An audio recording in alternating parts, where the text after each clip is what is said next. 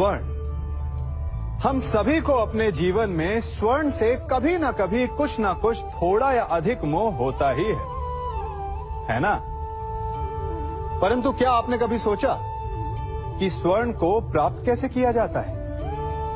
जब भूमिगत खदानों से स्वर्ण को निकाला जाता है तब वो एक पाषाण की भांति होता है। ऐसा पाषाण जिससे आप किसी को भी मार सकते हैं, परंतु उसे आभूषण के रूप में स्वयं के शरीर पर धारण नहीं कर सकते। यदि उसे आभूषण बनाना है तो उसे लंबी यात्राएं करनी होती है, उस पाषाण को पिघलना होता है, सुनार के हथौड़ी की अनेकों चोटें खानी पड़ती है, फिर काट छाट और उसके पश्चात जाकर वो ऐसा आभूषण बनता है जो हमें वर्षों तक, सदियों तक लुभाता रहता है। इसलिए यदि आपको समय पर विजय पानी है तो स्वयं के निर्माण पर समय देना होगा। हम सभी सुनते आए हैं कि जो वीर होता है, साहसी होता है, शौर्यवान होता है, उसके समक्ष सारा संसार झुकता है। वीर भोग्य वसुंधर। परंतु वीरता है क्या? शौर्य क्या है? साहस क्या है? साहस युद्ध नहीं, वीरता विजय नहीं, शौर्य कभी ना गिरना नहीं, साहस किसी चुनौती के समक्ष खड़े होने का भाव है। तो वीरता उस चुनौती को उत्तर देने के लिए पूर्ण परिश्रम लगा देना है। और शौर्य का अर्थ है गिरकर फिर से उठने का साहस रखना, बार बार प्रहार करके वीरता दिखाना, निरंतर प्रयास करते रहना, निरंतर परिश्रम करते रहना। इसलिए विजयी होने से अधिक महत्वपूर्ण है शौर्यवान होना, क्योंकि जो शौर्यवान है उसे विजय मिलना निश्चित है। हम सभी बचपन से ये सुनते आए हैं कि अच्छे मित्र हमारे जीवन को पूर्णतः परिवर्तित कर सकते हैं, है ना? अच्छे मित्र, परंतु कौन? जिनसे आप प्रश्न पूछें और वो मित्र बिना किसी पक्षपात के, भय रहित होकर, बिना किसी लालच के आपको उचित उत्तर दें।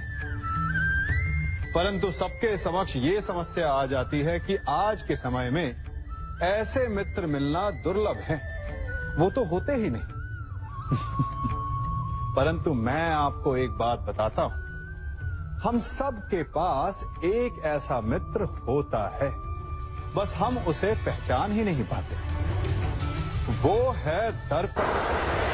दर्पण के समक्ष खड़े होकर आप स्वयं से पूछिए कि यदि आज आपका अंतिम दिन होता तो क्या आप वही करते जो आप कर रहे थे?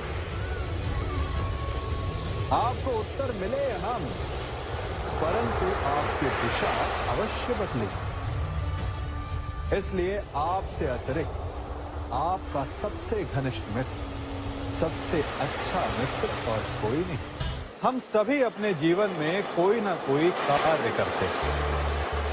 करते हैं तो थकान की अनुभूति होती है, और यदि थकान ना उतरे तो कार्य करने का मन नहीं करता। हम आशा करते हैं कि कदाचित एक दिन में 24 के स्थान पर 26 घंटे होते तो आराम करने के लिए हमें और अधिक समय मिल जाता। हमें ऐसा अनुभव होता है कि हम बहुत अधिक कार्य कर रहे हैं, है ना? परंतु क्या आपने कभी सोचा है कि जो लोग संसार में सफल हैं, उनके पास भी सफल होने के लिए दिन में केवल 24 घंटे थे, तो फिर वो सफल क्यों है? इसका एक छोटा सा रहस्य है। वो कार्य चुनते हैं जो उन्हें प्रिय है, जिसे करने में उन्हें आनंद आता है। उन्हें लगता ही नहीं कि वो कार्य कर रहे हैं, उन्हें लगता है कि वो प्रतिपल आनंद मना रहे हैं। और जब आप आनंद मनाते हैं तो थकान कैसी? इसलिए यदि आप जीवन में कोई भी कार्य करें तो वो आपके मन को भाना चाहिए, या जो कार्य आप कर रहे हैं उसे अपने मन को भा देने दो। सफलता आपको मिलेगी। हमारा शरीर प्रकृति का एक महान आविष्कार है। इससे जटिल संरचना संसार में और कोई नहीं। हमारा शरीर जितना जटिल है, यदि इसे ठीक से जाना जाए तो इससे अधिक सरल ज्ञान देने वाला और कोई नहीं। हमारे शरीर में पंच इंद्रियां होती हैं जो हमें भाव, गुण और वस्तुओं का बोध कराती हैं। हमारे पास आंखें हैं, नाक है, स्पर्श के लिए त्वचा है, कान है और जीभा है। सबका भिन्न भिन्न कार्य है। आंखों से देखना, कानों से सुनना, नथनों से श्वास लेना, त्वचा से स्पर्श करना और जीभा से स्वाद लेना। परंतु क्या आपने कभी सोचा कि प्रकृति ने हमें 2 आंखें दी, 2 नथुएं दी, 2 कान दी, स्पर्श के लिए ये पूरा शरीर दिया, परंतु जीभा केवल 1 दी? ऐसा क्यों?